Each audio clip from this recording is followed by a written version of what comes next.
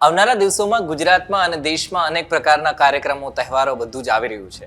તહેવારમાં સમયમાં વરસાદ પડવાનો છે કે નહીં એના વિશે વાત કરવી છે. નમસ્કાર, વાઇબ્સ ઓફ ઇન્ડિયા સાથે હું સમીર.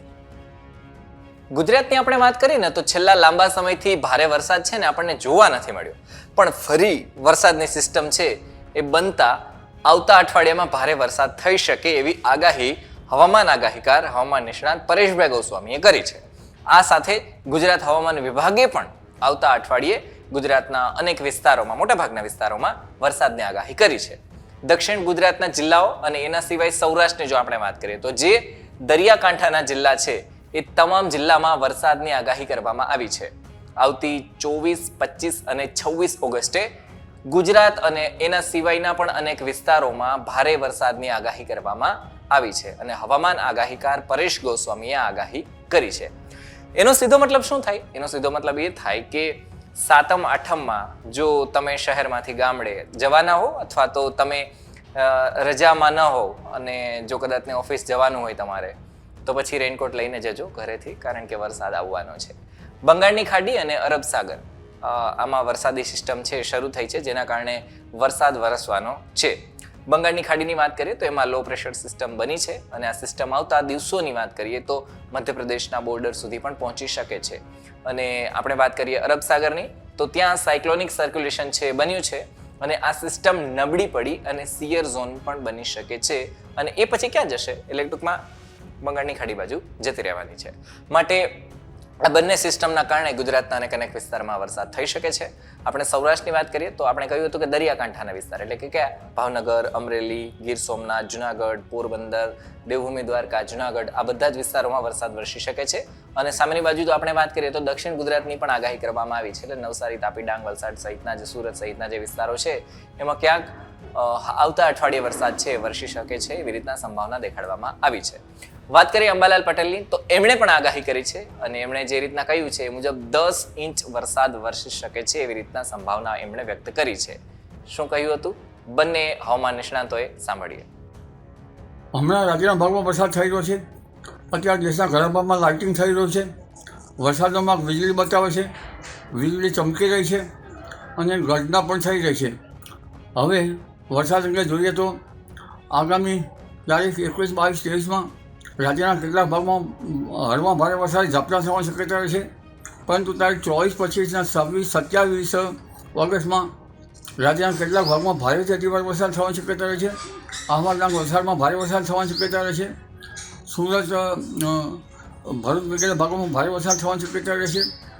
કેટલાક ભાગમાં 10 ઇંચ જેવો વરસાદ થવાની શક્યતા રહેશે. કેટલાક ભાગમાં 6 થી 8 ઇંચ જેવો વરસાદ થવાની શક્યતા રહેશે. પણ ઉલ્લેખનીય છે કે આ વખતે ઉત્તર ગુજરાતના ભાગોમાં પણ ભારે વરસાદ થવાની શક્યતા રહેશે અને પૂર્વ ગુજરાતના ભાગોમાં પણ ભારેથી અતિભારે વરસાદ થવાની શક્યતા રહેશે. પંચમહાલના કેટલાક ભાગોમાં લગભગ 3 થી 4 ઇંચ જેવો વરસાદ થવાની શક્યતા રહેશે.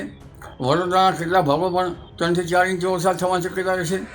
ક્વચિત કોઈ જગ્યાએ વધુ વરસાદ થઈ શકે અને કોઈ એકાદ જગ્યાએ 6 થી 8 ઇંચ અને ક્યાંક લગભગ દક્ષિણ મધ્યપ્રદેશમાં 10 ઇંચ જેવો વરસાદ ક્વચિત થઈ શકે. પરંતુ લગભગ ત્યારબાદ સાબરકાંઠાના ભાગોમાં 4 ઇંચ કે તેથી વધુ વરસાદ થવાની શક્યતા રહેશે. મહેસાણા ભાગમાં 2 ઇંચથી 3 કે 4 ઇંચ જેવો વરસાદ થવાની શક્યતા રહેશે. કેટલાક ભાગમાં લગભગ ગુજરાતના કેટલાક ભાગમાં 5 થી 6 ઇંચ વરસાદ જેવો થઈ શકે અને મહેસાણા ભાગોમાં પણ ભારે વરસાદ થવાની શક્યતા રહેશે. એટલે ઉત્તર ગુજરાત, પૂર્વ ગુજરાત, સાબરકાંઠા આ ભાગોમાં તારીખ 23, 24, 25, 26 અને 27માં કેટલાક ભાગમાં ભારેથી અતિભારે વરસાદ થવાની શક્યતા રહેશે. કેટલીક નદીઓમાં પૂરની સ્થિતિ રહેશે અને બંધો, જળાશયમાં પાણી આવકારો છે. એટલે જનધને કાળજી રાખવાની રહેશે. ઉલ્લેખનીય છે કે મધ્યપ્રદેશમાં ભારે વરસાદ થતાં નર્મદા નદીનું જળસ્તર વધી શકે છે અને નર્મદા નદીના દરવાજા ખોલવાની સ્થિતિ થાય તેવી શક્યતા છે. અમદાવાદમાં પણ 30મી સપ્ટેમ્બર સુધી 24 થી 25 ઇંચ વરસાદ થવાની શક્યતા રહેશે.